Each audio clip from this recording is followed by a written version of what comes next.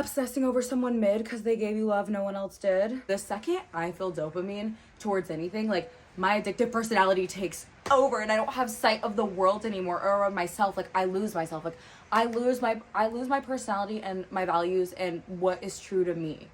It's really intense and dark. So this is what I figured out. I rule gluttony and slothism. I have my sun, Venus, and Chiron all combusting each other, like honestly less than a degree apart. My personality and the way I self-identify are so tied to my values and what I obsess over, and it all comes from my trauma. If I did not get to the root of my obsessions and my addictions, I literally, like, it would have been super dangerous, like really concerning. Like, I take it there. I take it way too far. I take it the whole night. I get crazy.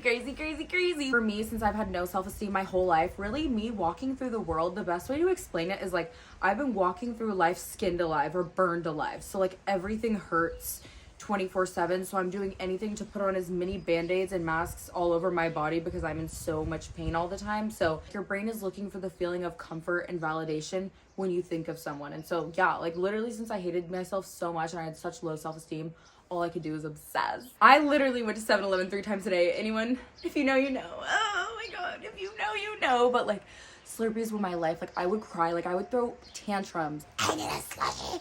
And like it's not normal behavior, you know, but like I was just looking to like feel something. Like it wasn't about the slushie. Like I actually was just in so much internal pain. I just needed dopamine, and those Slurpees gave me such a high. I have to have them. It's an addiction. I don't have when I get mad and I cry. I'll show you my collection. I started saving these since 3 days ago. But I really took it there. I was a freshman, like I would get drunk before I went to the store, like before I went to Target, like get help. Like that's a little weird, you know? I definitely did drink every single day before school, after school. I'd always be throwing up. Like it wasn't like terrible because I ended up just getting sick all the time and it wasn't enjoyable, but I loved being out of my mind. Like, I loved not feeling like I was in this world anymore. I loved feeling like I was in a dream or something. Like it was such an amazing feeling for me because it was the first time, like honestly, I want to say like my first love was weed. Like I really don't know anything I've ever loved more in my life, ever. Like I got a medical card when I turned 18, right? I would take the hottest dabs possible to the point where it was just glowing red. I needed to hit, you know what I'm saying? Like hit. I didn't realize that like when you heat up oil like that, it actually burns out the terps. Essentially, I was combusting my lungs for no reason and not even feeling anything. The main thing you have to remember is you cannot shame yourself into loving yourself. You cannot tell yourself, you have to stop this. That was my biggest thing in recovering from all my addictions, is I was coming at it from a place of like, oh my God, if you don't, this will happen. It causes anxiety and worry. Your body doesn't respond to that because we're made of love. So your ego responds well to it, but that's not a good thing. That's not what's gonna save you, you know? Because I had to come at it from a place of love. The words you have to speak to yourself inside your head is, I love you enough to tell you that this isn't the right way to handle this. Avoid talking to yourself in any way that's negative or shameful. The reason why I could never get my eating under control is because I was like, if you keep eating, you're gonna get fatter, like you're gonna get overweight, like you're gonna look ugly, like this is gonna be so bad. Like it was in this state of like shame and fear and like all this like scary emotions, like, oh God, if you don't, oh no, or oh no. Like it was this constant like hatred towards myself and fear of what other people thought. And you have to just say, nothing matters. Do I love myself? How can I treat myself with respect? What do I need every day that's just fueling my body, that has nothing to do with the dopamine I feel? Because I was basically like doing everything based on how much dopamine I had that day. If one day I felt like I was good on dopamine, I wouldn't smoke that day or I wouldn't eat that day at all. Because I was like, no, I'm good. Like, I don't need it.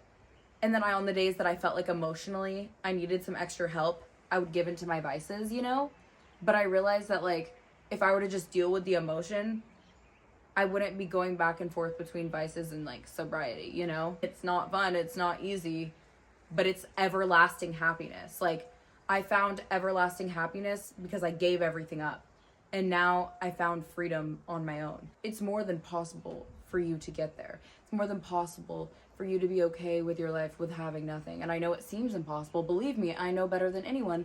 This seems like the most impossible route you could ever go down. When I need something, I need it. Like I will go to the ends of the earth to get my addiction or my obsession. I don't care. I used to call people in the middle of the night. People I'd never spoken to in my life. I would find their numbers, call them at 3 a.m. be like, can you please deliver me some? Like, can you please deliver me a cart? Like, can you please deliver me a dab pen? Like, can you please deliver me a joint? Like, I would do absolutely anything for it. I actually went to drug counseling. Oh my God, but at outpatient rehab. They were gonna send me away, like to another state, like at a military school. So I really had to get it together. But I have a secret. I never stopped. I would get drug tested, but did I ever pee? No. I had other people doing my business for me, for sure. I never actually stopped because I couldn't.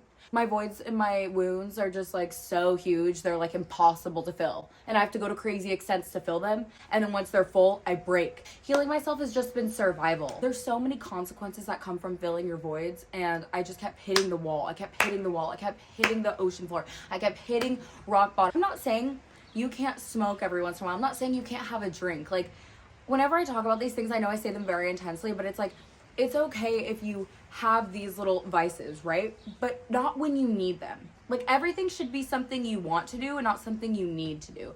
And that's what I've realized. Like, everything in life is balanced. For me in my life, I just had to cut everything cold turkey because I easily fall back onto the other side. I'm still a huge work in progress, but I've learned a lot. So I just didn't like my everyday life, and I didn't know how to create a good everyday life for myself that I actually enjoyed, because in my everyday life, I was hurting myself and I wasn't loving myself. Focusing on myself was like literally my biggest fear. But what I realized is like, that's the fear. Like, that's the evil, like the fear of yourself, like the fear of going deeper, the fear of the unknown. That is literally what creates suffering. That's what creates depression. So what you obsess over is what you need to heal. Literally every single thing that you're obsessing over or that you feel like you need, you have to go within and look and figure out, what is that thing doing for you? Do you feel like you want to be understood? Do you feel like you want validation? Do you feel like you want love? Like, what is it that you want so bad from all of these things? Like, it's literally just getting to the root. You have to keep asking why over and over and over again until you get to the bottom of it. Because if you don't, you will continue to just wake up and live in the same cycle. You know, your subconscious mind remembers everything. And once you're in a routine, it's just, your body's just gonna naturally do these things, right? Without you having any conscious thought. So you need to go sit down and write down, literally like, okay, I'm obsessed with drinking. Why do I like to drink? Well, because it makes me feel good. Why does it make you feel good? Well, I get happy. Okay, well, what part is bringing you happiness? Do you like to go out and drink? Do you like to connect with people? Is that why you like to go out? Do you feel like you're embarrassed connecting with people sober? Why? Maybe you get off work and you're stressed out and you just need a drink to, you know what I mean, like calm down and relax. But like, you have to realize, like, the root of stress is fear. You are stressed out, annoyed for whatever reason because you're neglecting yourself. The reason why a human being gets stressed is because their needs aren't being provided to them. Sometimes you don't meet your own needs because you're trying to meet someone else's. Let's say at work, your boss is screaming at you. And so you're trying to meet your boss's needs by neglecting yourself. There are some things that are out of your control, but the way that you react to it is in your control. So if you were to identify, oh my God, I had a really hard day at work. Instead of drinking, maybe I should process why this was actually so hard for me. What triggered me that made me feel stressed? And then when you get to the root of what made you feel so stressed, you can acknowledge it, realize that it came from something in the past, and be able to move forward. Every time you give into a void or a bias, every time you do that, you are literally reflecting fear back onto yourself and showing yourself you don't love yourself enough to get to the root of the problem and figuring out why you're like actually doing this thing. And then it just keeps, like, the cycle keeps going. Your money keeps going out the window. So then you have to work harder. And then you keep adding more and more problems instead of just facing the root of the issue, realizing the root of the issue is not your real reality. I, for example, used to escape and not feel my emotions, right? But my emotions were stuff that was triggered from childhood. It wasn't anything in the actual present moment.